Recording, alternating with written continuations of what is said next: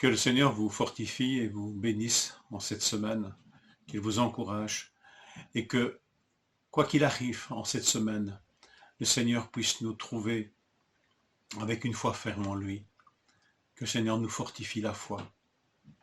Nous pouvons le prier et lui dire: Seigneur, viens au secours de mon incrédulité, afin que nous puissions rester fermes dans la foi. J'aimerais vous parler justement de la foi, avec cette définition qui nous est donnée dans Hébreux 11. Définition qui, à y regarder de plus près, n'est pas si simple. Or, la foi, Hébreux 11.1, c'est la ferme assurance des choses qu'on espère, c'est la démonstration de celles qu'on ne voit pas. C'est à cause d'elle que les anciens ont reçu un témoignage favorable. Par la foi, nous comprenons que l'univers a été formé par la parole de Dieu, de sorte que le monde visible n'a pas été fait à partir des choses visibles. Je me sens bien petit devant cette définition et bien petit devant ce chapitre 11. Je pressens que la foi, c'est ce qui nous relie profondément à Dieu, c'est le sens qui nous unit à Dieu. Ce n'est pas la vue, ce n'est pas l'ouïe, ce n'est pas le toucher. La foi. La foi, elle est plus qu'une simple adhésion à des croyances, bien que dans la Bible, elle est le mot qui condense aussi cette vérité. C'est l'ensemble des vérités révélées de Dieu, la foi. Mais ici, la foi, c'est cette capacité qui nous permet de percevoir les choses invisibles, celles de Dieu. Est-ce que ce serait le sixième sens ? Ce sens qui perçoit les réalités divines. Est-ce que tous les hommes en sont dotés? Je n'en sais rien, je me pose des questions sur ça. Mais ici, la foi est une ferme assurance des choses qu'on espère, une démonstration de celles qu'on ne voit pas. Voilà, ce domaine de l'invisible, ce domaine qui est celui de Dieu. Et c'est par la foi que nous comprenons même que les choses visibles n'ont pas été faites à partir de choses visibles. Donc, je sous-entendu de choses invisibles. Dieu est à l'œuvre. Dieu est dans le domaine de ce qui n'est pas visible à l'œil nu. Et pourtant, la foi est une ferme assurance et une démonstration. Ce n'est pas un sentiment confus, diffus, ce n'est pas des convictions personnelles propres à chacun qui ne reposent sur rien. La foi ne repose pas sur l'illusion, sur le vide. C'est un petit peu une définition qu'on tente à nous imposer dans notre société.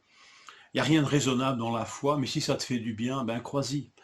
Jésus, bien sûr, n'est pas ressuscité, mais si pour toi il l'est, ben il l'est. Voilà. La foi vient faire finalement du bien à des hommes et des femmes en transformant des choses fausses en vérité qui leur feraient du bien. Or ici, les termes sont forts. La foi est une ferme assurance des choses qu'on espère, donc qu'on n'a pas encore, mais aussi une démonstration de celles qu'on ne voit pas. Une démonstration. Je m'arrête un peu sur ce mot et puis je reviendrai sur la ferme assurance. J'ai l'impression que quand on me démontre quelque chose, j'ai tendance à y croire. J'ai tendance à l'accepter. La démonstration. Je repense ici à Thomas, vous savez, qui était incrédule et disait « Je ne croirai pas si je ne vois pas ». Jésus apparut et adressa à Thomas, touche ses plaies. Et puis, dans cet évangile de Jean, Jésus lui dit, ne reste pas incroyant, mais deviens croyant. Et Thomas va dire, je crois, mon Seigneur et mon Dieu. Il a eu une démonstration des choses qu'il ne voyait pas encore. Vous avez dit qu'il a marché par la vue. Eh bien, même par la vue, on pourrait rester incrédule. Étonnamment. Je crois ce que je vois, dit-on. Eh bien, parfois, notre vue nous abuse. Une démonstration. Un mot fort. N'ayons pas peur de demander au Seigneur, démontre-moi, ouvre mes yeux, afin que, Seigneur, ma foi ait cette puissance d'une démonstration des choses invisibles, des choses qui concernent Dieu. Qu'elle ait cet impact d'évidence, comme une démonstration, peut m'amener à reconnaître des évidences. Et enfin, la ferme assurance des choses qu'on espère. C'est un mot qui est différent de celui qu'on trouve jusqu'alors dans l'Épître aux Hébreux. Il est dit de nous approcher avec assurance du trône de la grâce. Et ce n'est pas ce même mot, mais cette assurance liberté. Ici, le terme est utilisé dans l'Épître aux Hébreux au chapitre 1 concernant la manifestation de Jésus-Christ, de sa personne. Et il est dit de Jésus, au verset 3, chapitre 1, verset 3, le Fils est le reflet de la gloire de Dieu et il est l'expression de sa personne, le caractère de sa personne. Étonnamment, de sa personne, personne est le même mot que assurance ici dans Hébreux 11. Il est l'expression de sa substance, disent d'autres textes. Assurance, substance, comme si la foi était basée, c'est pas seulement une démonstration, mais la foi est basée sur la substance des choses qu'elle perçoit. Comme le Fils est le reflet de la substance de Dieu, de sa personne, de sa réalité. Le Fils n'est pas une illusion du Père, c'est une parfaite manifestation de la réalité de Dieu. La foi, elle est la perception des réalités de Dieu. Et ce n'est pas simplement des idées que l'on se fait.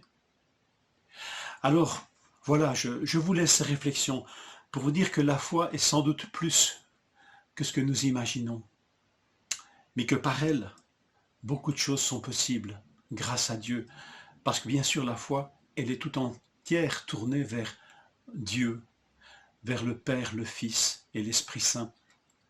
Que dans ces temps de pandémie, de recrudescence, le Seigneur nous encourage et qu'il nous fortifie la foi, et que cette foi nous fasse demeurer fermes et que nous puissions voir les choses avec les yeux de la foi. Que le Seigneur nous encourage pendant cette semaine. Je vous souhaite une bonne journée en sa présence et par la foi.